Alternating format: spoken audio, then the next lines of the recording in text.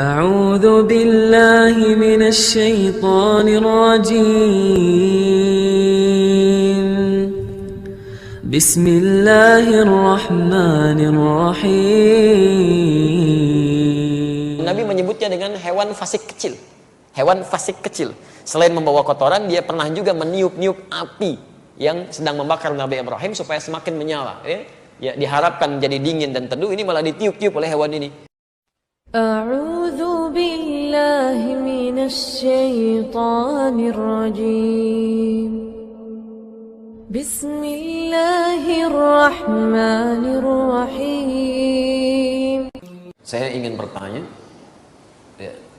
soal hadis yang intinya menyebutkan bahwa membunuh cicak atau toke mendapat pahala, baik sekali pukulan 2 kali sampai 4 kali. Karena jika memang seperti itu terlihat kejam menurut saya. Masya Allah. Bagaimana Ustaz? Teman-teman sekalian, persoalan sebelum masuk ke cicak dia. Ya, sebelum masuk ke cicak.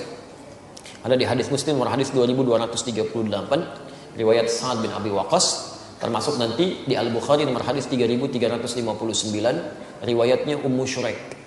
Sebelum masuk ke persoalan cicak, Anda mesti pahami dulu hikmah Allah ketika menciptakan sesuatu makhluk apapun itu terdiri setidaknya dari 3 hal. 3 hal. Yang pertama, ada ujian kemaslahatan. Di makhluk itu dicipta supaya kita mengambil maslahat kebaikannya aja dari situ. Seperti saat Allah menciptakan lebah misalnya. Allah ciptakan lebah, ya. Ketika diciptakan kan buat supaya kita ngambil madunya kan? Madunya ambil. Masya Allah, antum nggak pernah persoalkan lebahnya. Diambil manfaatnya dari madunya, dari sengatannya untuk obat dan sebagainya. Di hewan ini, ketika diciptakan oleh Allah Subhanahu wa taala, memang penciptaannya adalah ujian maslahat untuk kita, supaya kita mendapatkan maslahat dari situ. Setiap antum ambil, niat karena Allah, ada pahala di situ. Dan lebah menunaikan tugasnya sesuai dengan izin Allah Subhanahu wa taala dan perintahnya.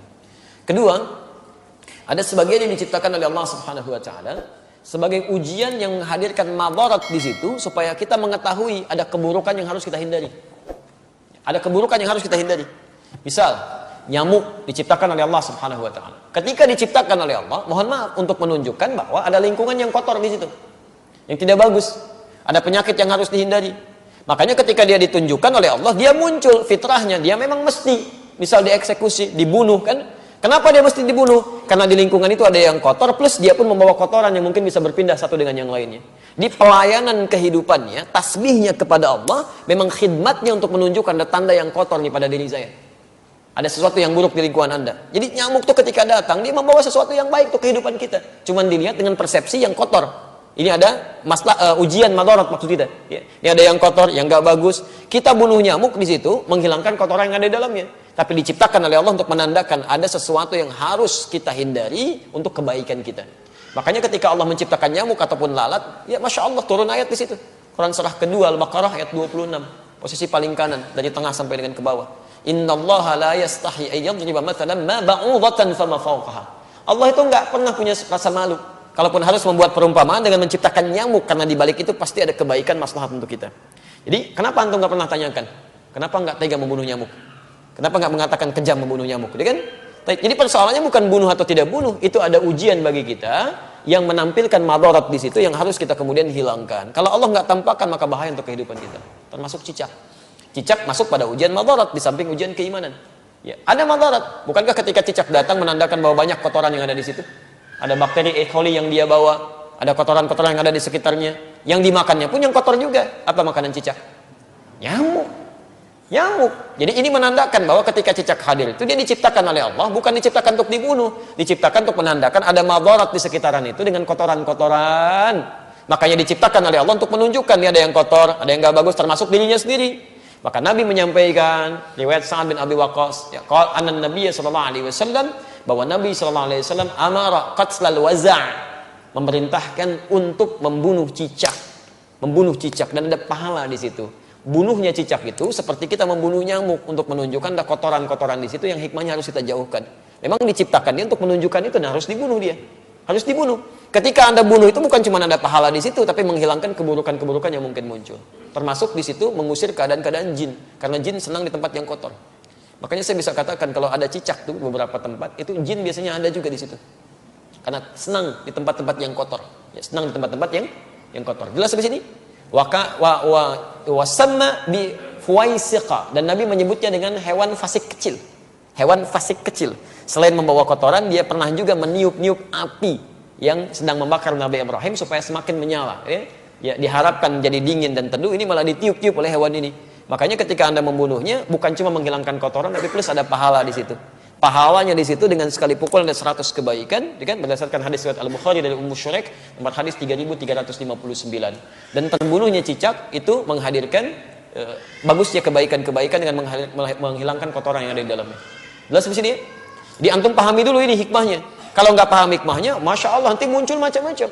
Wah, ini kan melanggar hak asasi kehewanan misalnya kan? Masya Allah, ada macam-macam lah. Nyamuk antum nggak bilang gitu. Nyamuk kan sama aja. Kenapa nggak bilang antum nyamuk kejam? Ya, membunuh nyamuk kejam, bunuh lalat kejam dan sebagainya. Kalau di nyamuk ada kotoran, cicak juga ada kotoran. Ya, jadi sama aja sebetulnya. Ini yang kedua gambaran keimanan kita untuk mengikuti petunjuk syariat. Ada yang ketiga, ujian yang sifatnya penunjukan karakter. Penunjukan karakter. Misal saat Allah menciptakan monyet, gitu kan? Nah, di Quran surah kedua ayat 65. Ya, lihat kalimatnya. Monyet diciptakan untuk menunjukkan karakter yang muncul pada masyarakat Yahudi. Ya, lihat. Wa qulna kunu qiradatan khasiin. Ya, kami katakan, jadilah kalian kera-kera yang dihinakan. Kera-kera yang dihinakan. Kenapa Yahudi dikutuk menjadi kera?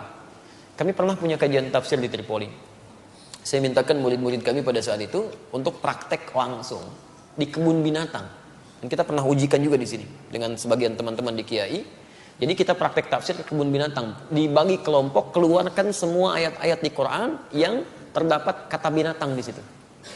Ada monyet, ada misalnya unta, ada gajah, ada macam-macam. Terus kita bikin kelompok. Ini kelompok unta, kelompok gajah, kelompok monyet, macam-macam. Analisis. Apa keistimewaan dan keunikan hewan-hewan ini?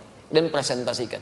Saya langsung saja, begitu ada kelompok monyet presentasi, dia sampaikan, Ustaz, ketika kami lemparkan kera itu dengan satu makanan, dia tangkap dengan tangan kanannya begini. Kemudian kami lempar lagi, dia tangkap dengan kirinya begini. Lempar lagi, tangkap dengan kakinya dia begini.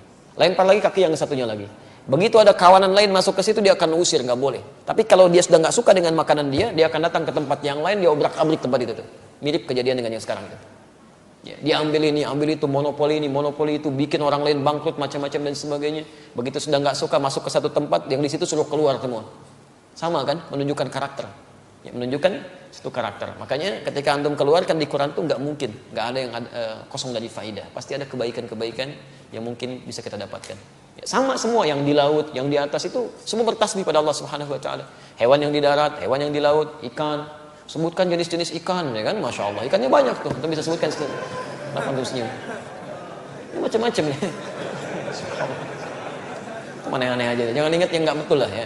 Kasihan anak itu. Namanya Ahsan, orang Semarang. Itu punya masalah dia, ya. Punya masalah di lisannya. Jangan dicela, kasihan. Ya, punya masalah di lisannya. Kita harus doakan pada Allah Subhanahu Wa Taala. Dan kalau menemukan kesalahan dalam sesuatu hal, untuk anak khususnya dalam pendidikan di Quran, di Sunnah, itu jangan minta diulang. Jelaskan kesalahannya. Man ra'a minkum munkaran falyughayyir bi yadihi aw bi lisani.